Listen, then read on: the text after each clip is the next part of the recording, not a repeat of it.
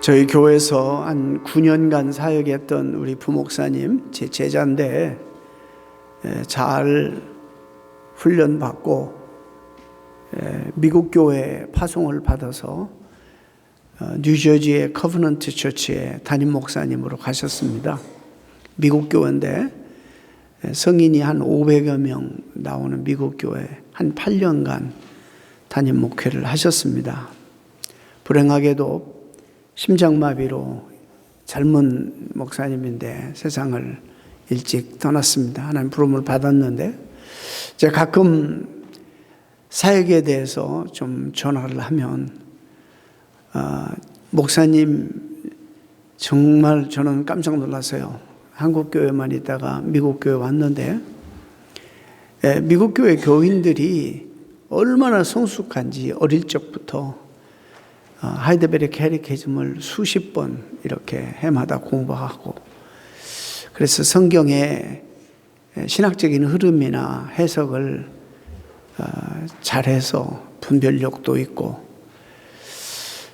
저희가 사실 한빛교회에서 함께 부목으로 우리 교회 그때 개척 당시고 교회 건물하고 저 잔디 씨 뿌리고 사드 깔고 막 이럴 때 어느 날 그러는 거예요. 뭐 교인들 다 바쁘니까 씨를 뿌리면 물을 줘야 되잖아요, 한여름에. 그럼 저는 오늘 담대하게 저에게 목사님, 내가 여기 잔디 물 주고 있는 것이 목회입니까? 이렇게 물어요. 내가 뜨끔하고 할 얘기가 없었습니다.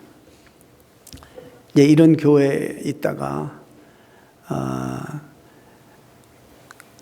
이제 그것도 뭐 지금 한 수십 년 전이죠. 30년, 20년 넘었습니다만은 미국 교회 가니 갑자기 할 일이 없어요. 너무 성도들이 성숙해서 분별력이라든지 이렇게 카운슬뿐만 아니라 온 교인들이 이렇게 얼마나 목회자와 같은 역할을 감당해서 연약한 사람들 슈퍼바이저 영적으로도 하고 신방도 하고 장로님들이 집사님들이 얼마나 사역을 열심히 돕는지, 우선 제가 여기서 너무 행복하고 할 일이 없고 제가 오히려 많이 도전받고 배웁니다. 제가 돌아보면서 제가 하고 있는 일들을 그 당시에 점검해 볼 때 나는 성도들을 달래러 다니고 OF로 다니고 뭐 내가 타가서로 운영하는 건가 그런 생각이 들더라고요.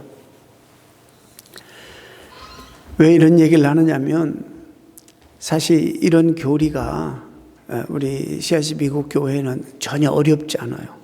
다 이미 살리드하게 이런 교리들이 굳건히 서 있어서 어렵지 않습니다. 그런데 한국 교회는 선교 역사도 좀 짧지만은 지금 내가 장로교회에 다니고 있는데, 개혁교회에 다니고 있는데 개혁주의 신앙의 중심이 무엇인지조차 모르고, 감리교회에서는 뭘 가리키고 순복음교회에서는 뭐가 특징이고 우리 장로교나 개혁주의 교회에서는 도대체 뭐가 성경의 중심이고 뭘 중심적으로 가리키는지 몰라요. 왜냐하면 사람들만 모으기 위해서 구원과는 상관이 없다 이렇고 교리를 전혀 가리키지 않았어요. 가뜩이나 피곤하고 힘들게 살다가 왔는데 딱딱한 교리 설교한다 그러면 누가 좋아하겠어요? 다 도망가지. 그냥 재밌는 얘기, 우리가 듣고 싶어하는 얘기 해주세요. 그냥 1시간만이라도 다 잊어버릴 수 있는 세상을, 근심 걱정 털어버릴 수 있는. 그래서 목사님들이 그 유혹에 빠져서 오래전부터 자꾸 그렇게 섬기다 보니까 성도들은 무기력하게 만들고 1시간은 마치 마약 성분처럼, 이게 마약 주사 주는 거 똑같아. 주일날 오면 현란한 찬양, 잘 갖추어진 시서 쓰고 쾌적한 공간에서 잘 짜여진 설교, 또 예배 참석해서 1시간 푹 삶고 다 털어버리고 이제 가게 되는데, 그런데 여기 나가면 이제 끝나는 거예요. 그거는 내 삶의 현장에 돌아가면 어려움은 그대로 똑같이 있지, 내가 부딪혀야 되는 상황은 변하지 않지. 이게 참 도대체 그 상황 속에서 정말 내가 믿음이 있다면 성경이 내가 말씀과 함께 동행한다면 그 상황 속에서 적응하고 그 어려움을 뚫고 이기고 극복하고 승리하고 이래야 되는데 그냥 무기력한 거예요. 이런 교리가 잡혀 있지 않아요. 여러분들이 왜 우리 교회에 이렇게 계신, 우리 교회가 가리키는, 그래서 우리 설교 제목이 What we believe. 너무나도 중요한 거예요. 또 우리의 자라온 배경이나 종교적인 배경이 우리의 노력과 힘으로 무엇인가를 얻어내는 그런 배경 속에서, 그런 사회 구조 속에서, 그리고 우리가 노력하지 않고 공것을 바라면 정말 사람을 좀 하찮게 보는 그런 사회 구조와 문화 속에서 우리가 살고 있습니다. 그래서 뭔가 열심히 노력하고 뭔가 정말 성실하게 살아가는 사람들을 아름답게 보고 그걸 미덕으로 여기는 그런 사회 풍토 속에서 우리가 살아가고 있습니다. 이런 속에서 복음이 우리에게 free gift라, 우리에게 공짜로 하나님의 선물로 주어지실 것이다. 참 이게 좋은 말 같으면서도 쉽게 받아들이지가 않아요. 그럼에도 불구하고 뭔가 내가 노력하고 뭔가 내가 이루기 위해 성취해야 된다는 이런 부단한 유혹들이 우리에게 있는 것입니다. 여러분, 우리가 또 이 세상의 모든 종교는 뭘 가리키냐면 우리의 수련과 우리의 노력과 또 우리의 그런 종교적인 행위를 대단히 높이 평가하잖아요. 그걸 통해서 자기들이 어떤 목표를 성취하는 것으로 가리키니까.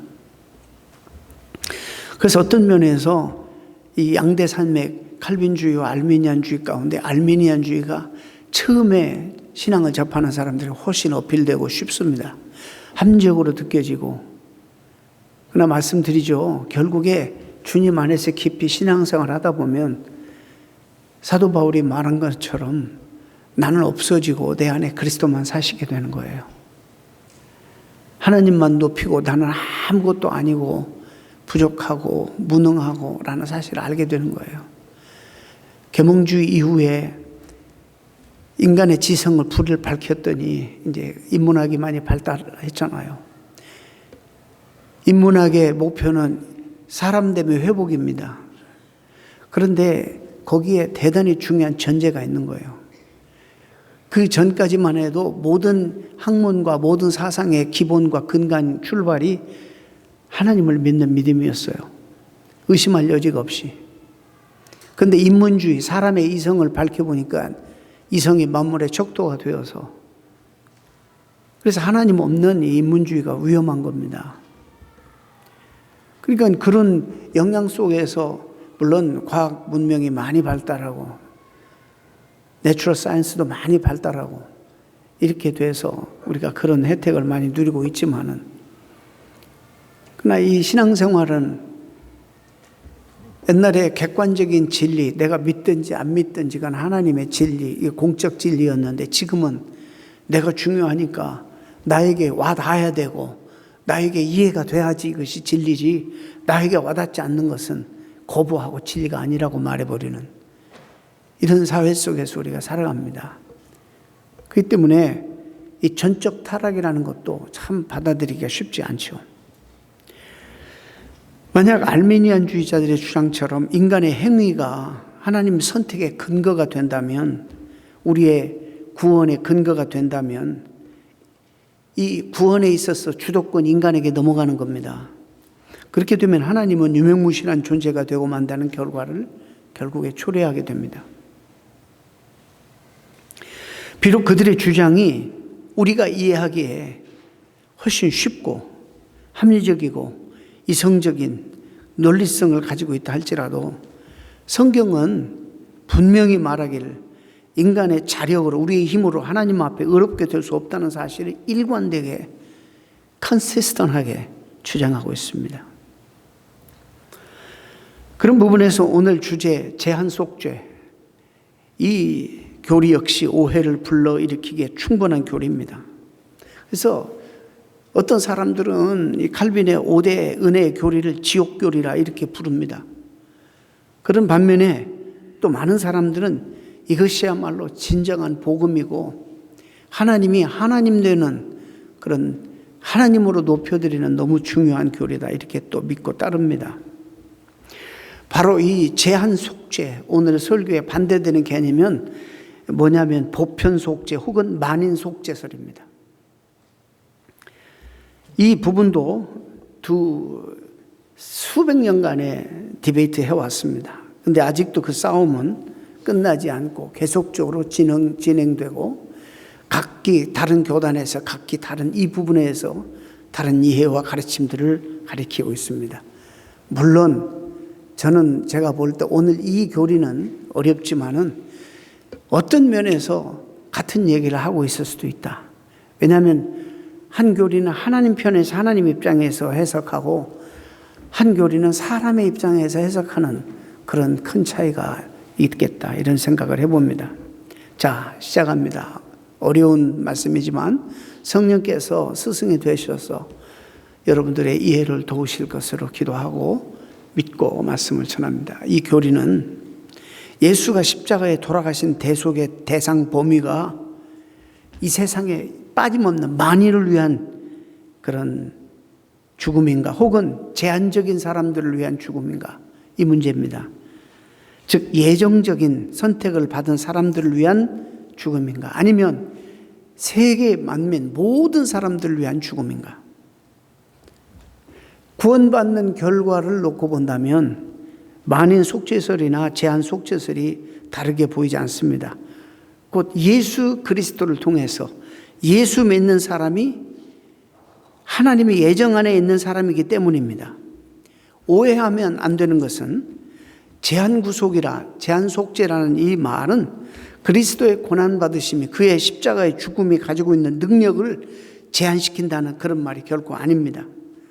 이 능력이 적용되도록 의도된 대상이 제한되어 있다는 뜻입니다.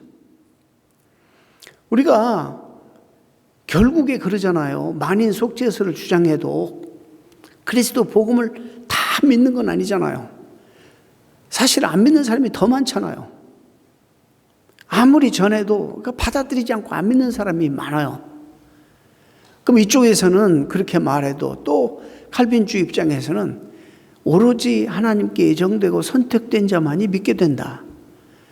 그러니까는 그들을 위해서 이 십자가의 사건이 다시 말해 예수 그리스도의 속죄가 그들에게만 제한되어 있다. 이렇게 말하는 것입니다. 전적 타락 교리는 무조건적 선택 교리로 연결되고 여러분 이 성령의 열매가 9개가 있지만 성령의 열매들 그렇게 말하잖아요. 단수로 말해요. 마치 여러 사람이 표현하는데 성령의 열매들은 9가지만 오렌지가 하나인데 그걸 까보면 조각이 나 있듯이 우리가 성령을 받게 되면 어떤 것은 두드러지게 드러나는 거 어떤 것은 드러나지 않는 것 뿐이지 성령을 받은 사람들은 이 9가지 열매를 필연적으로 평생에 맺히며 살아야 되는 거예요. 그런 것처럼 아니 전적 타락 교리를 선택한 사람이 뒷부분은 선택 안 한다? 안 되는 거예요. 이게 자연적으로 흐르는 일관성 있게 흐르는 하나의 패키지예요. 인간의 책임을 강조하고 인간의 책임을 강조하면 어쩔 수 없이 우리가 그 5대 학론처럼 알미너스가 주장한 그 제자들이 주장한 것을 선택할 수밖에 없는 거예요. 그래서 이 전적 타락했기 때문에 우리는 아무것도 죽은 우리가 무슨 반응을 할 수 있어요? 하나님이 살려주셔야지만이 반응할 수 있는 것인데 이제 이런 일도 그래서 하나님이 무조건적인 선택으로 예정하시고 선택하신 자들을 하나님이 살리시고 그들을 결국에 성령을 통해서 믿게 하셔서 하나님 자녀로 삼으신다는 이런 교리입니다.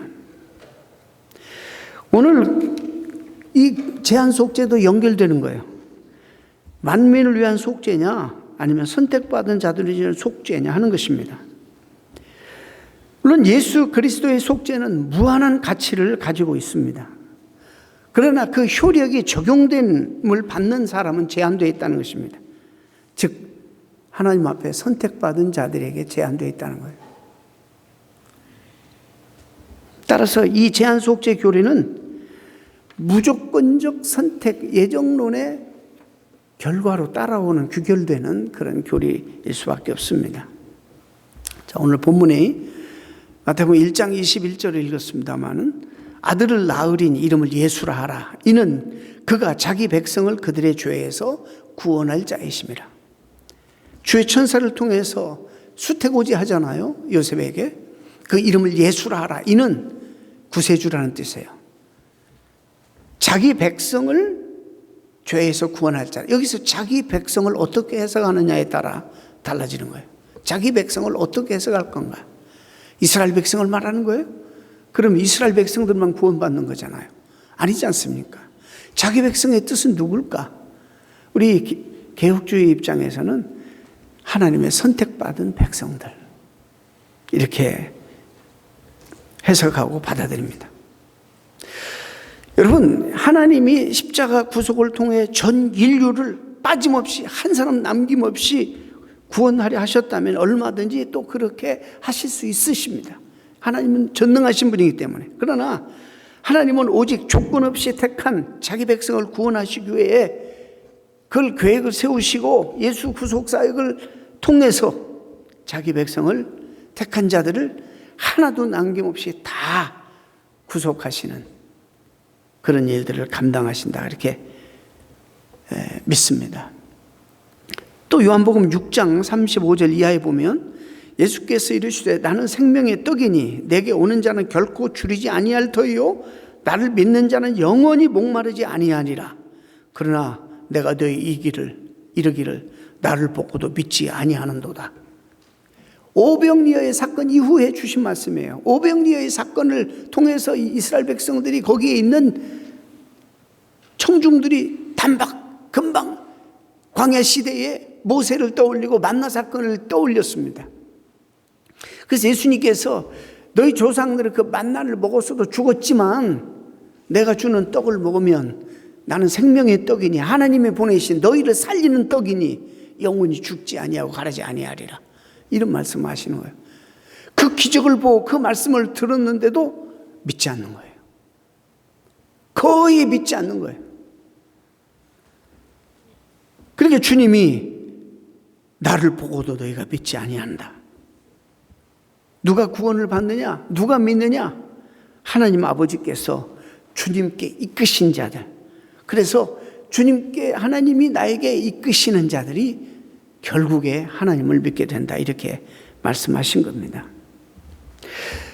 예수 믿는 것이 따라서 우리의 결단이나 의지로 되는 것이 아니라는 겁니다. 성경에는 자주 그래서 뭐라고 얘기하냐면 혈통으로나 육종으로 되는 것이 아니라고 표현합니다. 하나님이 택하여 예수께 오게 하시고 그래서 예수님에게 맡겨주신 자들이 믿는 것이라 그렇게 이야기합니다. 그래서 우리 주님의 구속은 만민을 구원할 만한 능력과 효력이 있지만 그 실제 효력은 믿게 되는 것은 다가 아닌 거예요. 얼마 안 되는 거예요. 그 중에 우리가 껴있는 거예요. 오직 하나님 앞에 예정되어 선택된 자들만 결국에 믿게 된다는 결론이에요. 그리스도의 십자가의 구속의 효력이 모든 인간을 위한 것이라면 어떤 면에서 그 구속의 가치를 무시하고 하나님의 능력을 무시하는 결과를 낳게 됩니다. 왜냐하면 하나님의 구속의 사건이 전 인류 모든 사람을 구원하는 것이 목표라면 한 사람도 예외 없이 하나님 전능하시기 때문에 다 구원받아야 합니다. 근데 실제로 그렇지 않습니다. 우리 주변에 믿는 사람보다도 믿지 않은 사람이 훨씬 더 많잖아요. 안 믿고 끝까지 복음을 전하는데도 끝까지 복음을 받고 누가 봐도 정황적으로 피할 수 없는 그런 수십 년의 삶을 사는데도 안 믿고 죽는 것은 도대체 무슨 이유인가? 하나님의 구원 사역이 실패했다는 말이 되는 겁니다. 그렇게 되면 결국 하나님은 전능하신 분도 아니고 그가 세운 계획도 실패하게 되는 무능한 하나님으로 전락시키는 겁니다. 요한복음 오늘 본문이 참 중요합니다. 오늘 이 17장의 기도는 예수님의 기도입니다. 개인적 기도. 주기도문, 예수님이 우리에게 가르쳐 주신 기도가 아니라 이것은 예수님이 십자가를 바로 지시기 전에 바로 이 죽음을 눈앞에 두고 하나님 앞에 단독으로 드리는 퍼스널한 제사장적인 기도입니다. 세상 중에서 내게 주신 사람들에게 내가 아버지의 이름을 나타내었습니다. 그들은 아버지 것이었는데 내게 주셨으며 그들은 아버지의 말씀을 지키었나이다. 내가 그들을 위하여 비옵나니 내가 비옵는 것은 세상을 위함이 아니요 나에게 주신 자들을 위함이니이다. 그들은 아버지의 것입니다. 애정되었고 감춰져 있다가 내가 하나님을 계시하고 나타나서 복음을 전함으로 그들이 드러나서 말씀 순종하고 하나님 앞에 나왔습니다. 이제 그 소수지만 지금은 그들을 위해서 내 기도합니다. 또 이들을 통해서 또 내 죽음의 십자가의 의미를 깨닫고 앞으로 선택된 자들이 많이 나오게 될 텐데 그들을 위해서 기도하는 것입니다. 내가 기도하는 것은 세상을 위해서 기도하는 것이 아니라 그들을 위해서 기도하는 것입니다. 좀 누구를 위해서 기도하고 있습니까? 자, 여기까지만 하면 내 주장만 한다니까 이제 반대하는 사람들의 주장도 좀 소개를 하겠습니다. 성경 여러 곳에 모든 사람이 컬렉티브한 그런 그 표현을 쓰죠. 모든 사람이라고 표현하고 all, whole 영어로 말하면 그런 표현들이 자주 나오는 것은 어떻게 다 설명할 것입니까? 많은 부분에서 우리가 성경의 본문을 해석할 때 잊지 말아야 될 원리가 하나 있어요. 그것만 딱 떼가지고 성경을 해석하면 잘못돼요. 그 장 전체를 보고 전장, 뒷장, 앞뒤 문맥을 다 보고 그 다음에 전체 흐르는 그런 성경의 맥을 통해서 부분을 해석해야 돼요. 숲을 보고 나무를 봐야 돼요. 코끼리를 전체를 보고 코끼리를 이해해야지 귀 하나 붙잡고 꼬리 하나 붙잡고 다리 하나 붙잡고 코끼리가 뭐냐? 기둥입니다. 부채 같습니다. 이렇게 말해서는 안 되는 것이. 성경을 그렇게 해석하면 안 되는 겁니다. 예를 들어 로마서 10장 13절이 대표적인 구절 중에 하나입니다. 누구든지 주의 이름을 부르는 자는 구원을 받으리라. 누구든지 주의 이름을 부르는 자는 구원을 받으리라. 근데 이 해석상에 누구든지에는 대단히 중요한 전제가 있는 것입니다. 복음을 듣고 주를 믿는 자라는 뜻이죠. 그렇죠? 누구든지 주의 이름을 부르는 자는 주의 이름을 부르는 자는 구원을 받으리라. 결과적으로 복음을 듣고 주를 믿는 자가 구원을 받는데 결과적으로 누가 믿게 되고 구원을 받게 됩니까? 켈빈주의자들은 선택되고 예정된 자가 하나님이 살려주신 자가 결국에 반응하고 구원을 받게 된다. 이렇게 말하는 것입니다. 요한복음 3장 16절에도 하나님이 세상을 이처럼 사랑하사 독생자를 주셨으니 이는 그를 믿는 자마다, 여기서 믿는 자마다, 아무나가 아니에요. 예수 그리스도를 믿는 자마다. 누가 믿게 돼요? 지금까지 몇 주 동안 설교해왔는 누가 믿게 돼요? 하나님 믿음 주신 자. 누구에게 믿음 줘요? 예정되고 선택된 자에 하나님의 믿음을 줘서 살려주시는 거예요.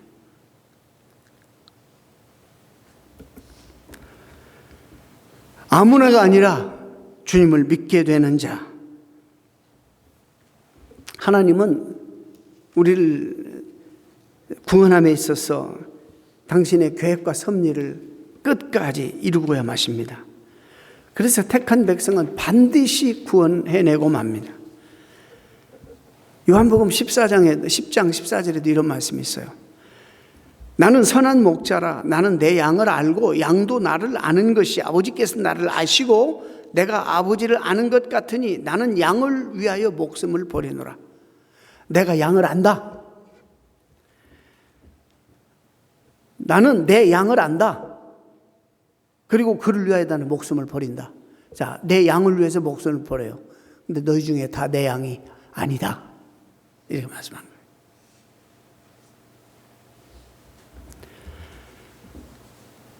특히 그리고 동일한 입술로 주님께서 바리새인들에게 이렇게 말씀하세요. 너희는 내 양이 아니다. 너희는 너희 아비 마귀에게서 났느니라. 너희는 내 양이 아니다.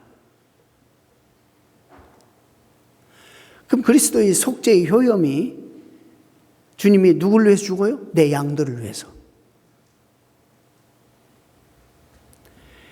그 장 뒤에 26절에도 그분의 양이 아닌 무리가 있다는 것을 집어서 말씀하십니다. 너희가 내 양이 아니므로 믿지 아니하는도다. 내 양이면 믿을 텐데, 내 음성을 들을 텐데, 너희가 내 양이 아니므로 믿지 아니하는도다. 분명히 제외시킵니다. 이런 사실을 보면 여러분, 만인을 구원하기 위해서 목숨을 버리셨다고 우리 주장할 수 있겠는가?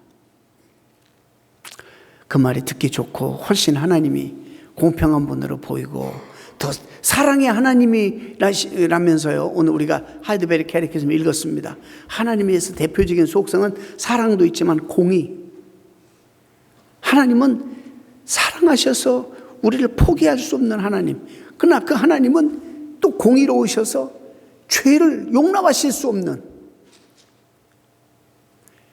우리처럼 뭐 잘못한 거 그래 괜찮아 덮어주시는 하나님이 아니에요. 이 죄는 하나님은 그래서 우리가 믿을 만한 절대적인 분이 움직일 수가 없어요. 하나님 말씀은. 이 하나님은 마치 깡패 집단에서 의리를 가지고 무조건 우리끼리는 용서하고 패거리 우리끼리는 용서하고 그런 하나님이 아니에요.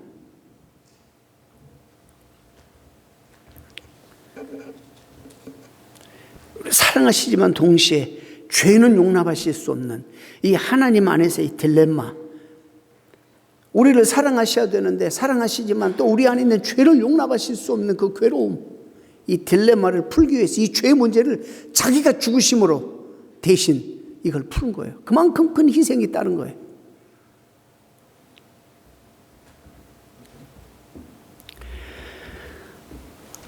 이제 또 이 반대론자 오늘 교리를 주장 가운데 하나가 이 개혁주 신앙을 따르면 전도와 선교가 필요하지 않다.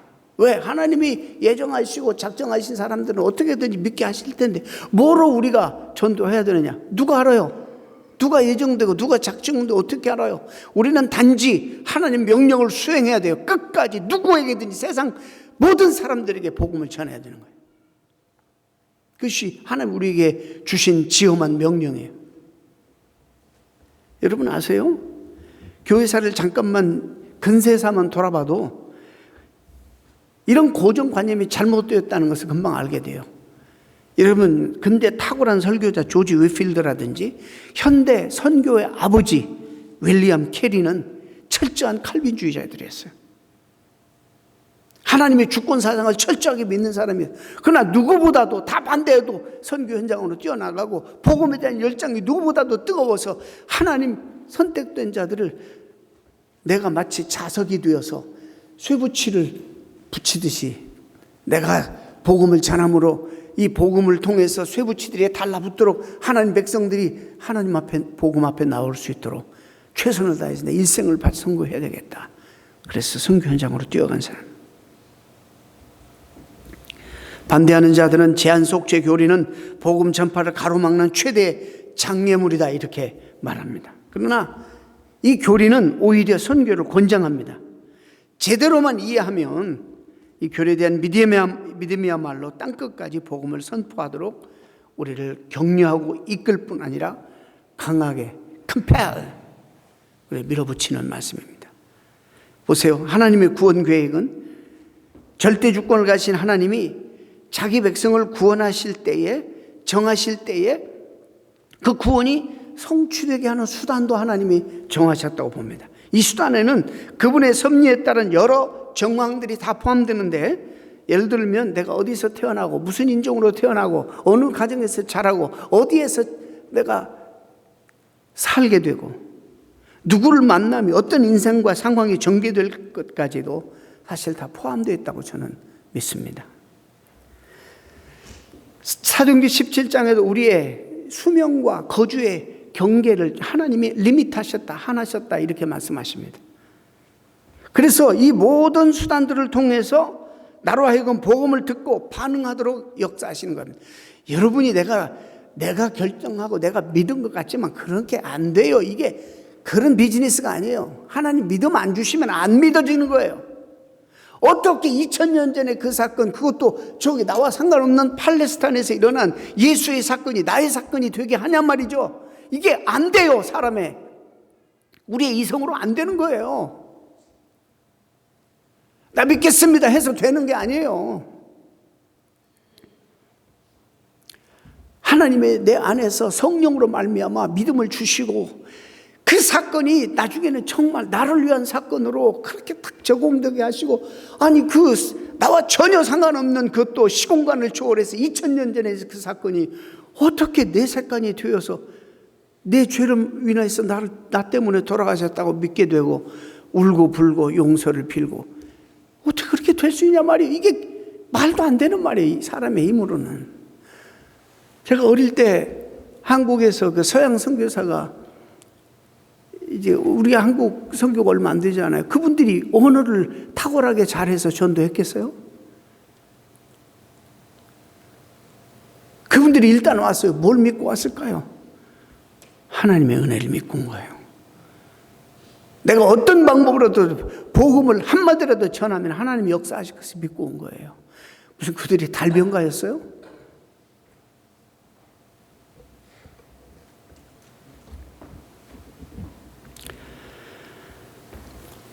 그 모든 그 수단과 방법 중에서 다른 요소로 대체될 수 없는, 즉 모든 사람이 구원에 이르게 하는 가장 결정적인 수단이 있는데 바로 그게 복음 전도예요.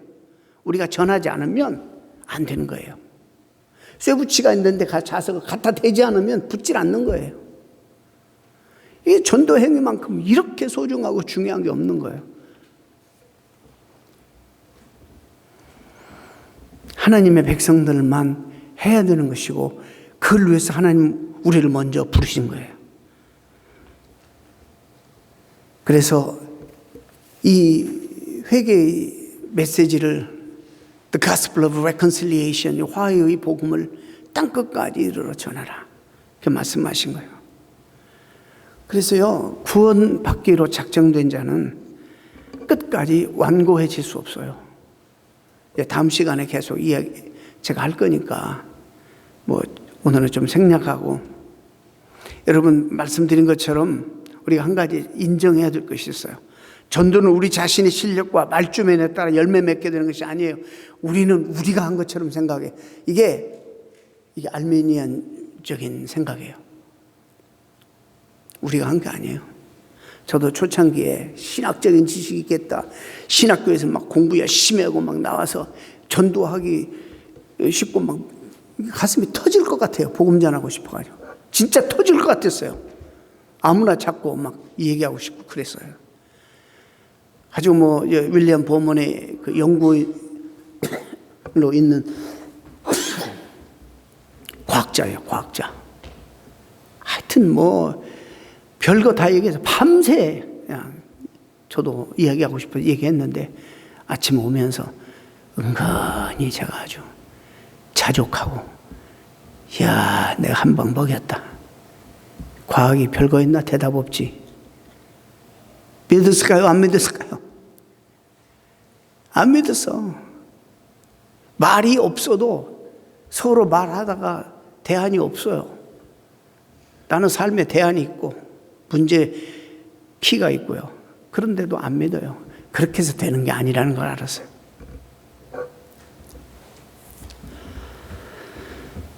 그 열매는 오직 자신의 주권에 따라 일하시는 하나님의 능력이 있습니다. 그렇기 때문에 그 능력을 우리가 믿는다면 전도하기에 어려운 장소도 없는 것이고 전도하기 어려운 대상도 우리에게는 없는 거예요. 하나님이 하시는 일이에요. 하나님이 하시는 사역이에요. 우리는 단순히 도구에 불과한 거예요. 우리 그런 것들을 사역하면 여러분들 너무나도 많이 느낍니다. 그래서 많은 선교사님들이 겉으로 보기에 겉으로 완고했던 사람들을 찾아가 선교할 수 있었던 이유도 예수님의 속죄 능력이 그들 가운데 죄인들을 개별적으로 구원에 이르게 하는 능력이 되었기 때문입니다. 그 일을 이루시는 하나님의 주권이 선교에도 가장 강력한 동기로 작용했기 때문이에요. 이런 역사는 오늘도 선교 현장에 또 우리 주변에 수없이도 많이 일어나고 있습니다.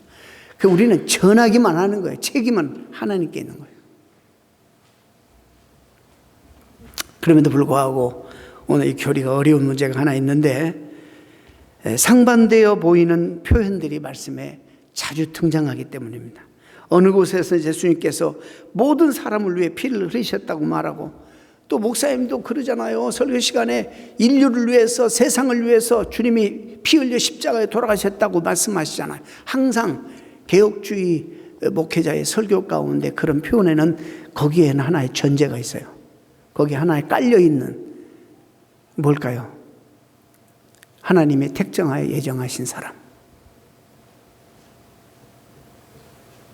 그러나 그 사람들이 세상에 산재에 있기 때문에 누가 하나님의 선택받은 죄인인지를 모르기 때문에,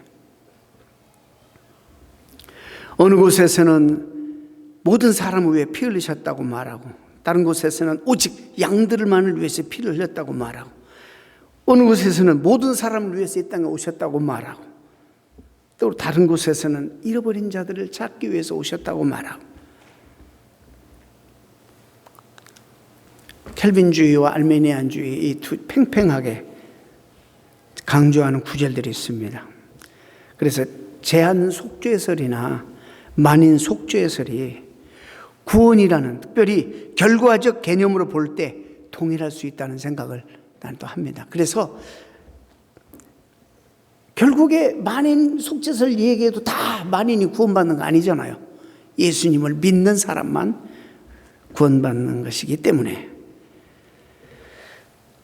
저는 제 생각과 다른 그 교단이나 그런 가르침을 이단이다, 비성서적이다, 그렇게 말하고 싶진 않아요. 존중하고, 그러나 어떤 신학이 더 많은 성경을 담고 성경에 일관되게 말하는 가르침들을 더 많이 합리적으로 담아낼 수 있느냐, 그것을 말씀드리고 있는 것입니다. 어떤 신학이 더, 신앙 전통이 더 논리적이고 더 성경의 교리들을 담아낼 수 있는 탁월하고 더 풍성한가? 저는 제가 개혁교회 목사이기도 하지만 꼭 그래서만 아니라 아무리 봐도 저는 이 개혁주 신학이 훨씬 탁월하다고 믿습니다. 또 반대되는 사람들의 불평이 뭐냐면, 사랑이 하나님이라면서 어떻게 어떤 사람은 구원하고 어떤 사람은 버릴 수 있습니까? 하나님이 공평하신데 어떻게 그럴 수 있습니까? 이렇게 따진다면 따질 게 참 많아요. 왜 우리는 남자로 태어났을까요? 왜 우리는 남자가 아니고 여자로 태어났을까요? 그것도 여러분이 얼마든지 불평할 수 있어요. 왜 나는 눈이 좀 작은 한국 사람으로 태어났을까요? 눈이 큰 외국 사람으로, 우리 여동생 말대로, 오빠, 우리의 눈은 소보다 못해 어려. 소의 눈을 언제 관찰했는지 소의 눈이 이뻤나 봐요. 그런 표현을 빌려서 말하자면, 왜 우리는 그렇게 이쁜 눈을, 파란 눈동자를 가지지 않았나요? 얼마든지 불평할 수 있어요. 왜 어떤 지방에는 춥고 어떤 지방은 덥습니까? 하여튼 이런 불공정, 왜 나는 아무리 먹어도 살이 안 찌는데 어떤 사람은 조금만 물만 마셔도 살찔까요? 이 불공평한 게 너무 많은 거예요. 그래서 바울은 말합니다. 이 사람아, 네가 뉘기에 감히 하나님을 힐문하느냐. 지난주에 제가 인용한 말씀입니다. 토기장이가 진흙 한 덩이로 하나는 귀히 쓸 그릇을, 하나는 천이 쓸 그릇을 만드는 권한이 없겠느냐. 절대 주권을 가지고 자기의 기쁘신 뜻대로 그렇게 행하실 권한이 없겠느냐. 사랑하는 성도 여러분, 칼빈주의는 더 중요한 개념, 하나님의 주권 사상을 강조합니다. 인간의 책임도 있지요. 자유의지, 타락 이전의 자유의지와 타락 이후의 자유의지, 이거 다 잃어버린 거죠. 우리를 다시 살려주시고 난 다음에, 구원받은 다음에 자유의지하고 다 다른 것입니다. 우리가 그들이 자주 쓰는 전제가 있어요. 홍수가 났습니다. 홍수가 나서 점점 집에 물이 차오르는데 2층으로 올라가고 나중에 지붕에 올라갔어요. 너무 구조를 기다리는데 헬리콥터로 이렇게 구조를 하러 왔습니다. 그래서 밧줄을 내렸습니다. 이 밧줄을 내가 내린 것까지는 하나님이 하시지만 잡는 것은 우리가 해야 된다. 이 전제 자체가 틀린 겁니다. 우리는 죽었는데 어떻게 잡아요? 이 일러스트레이션이 틀린 거예요. 우리에게는.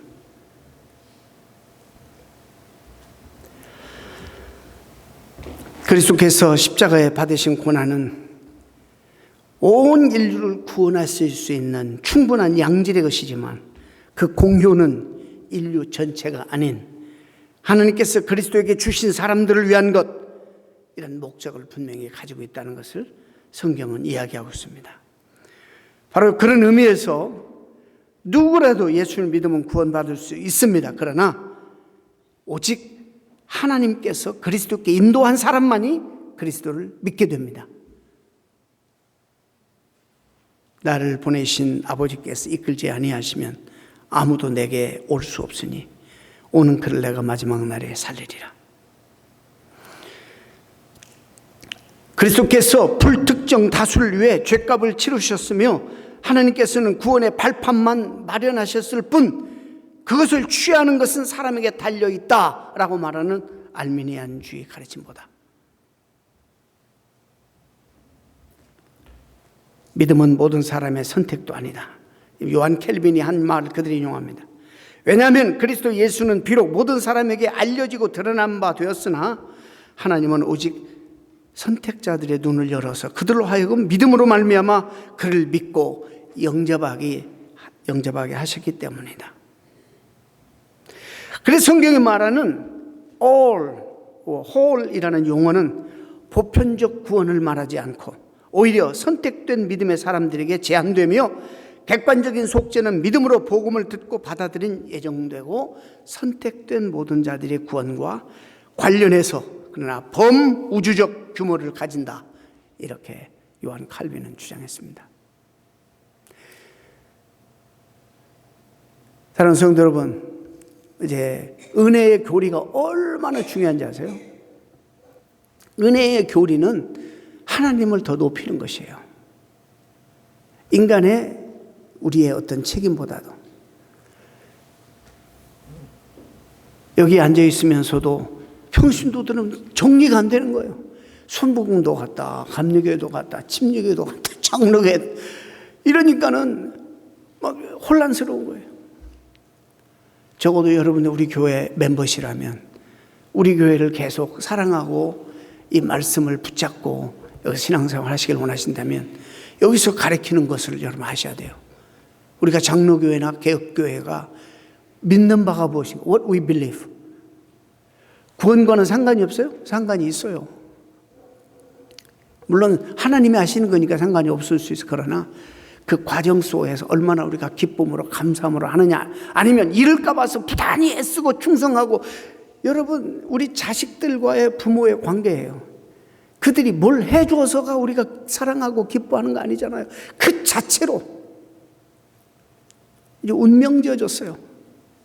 그 자체로 사랑스럽고 기쁜 거예요.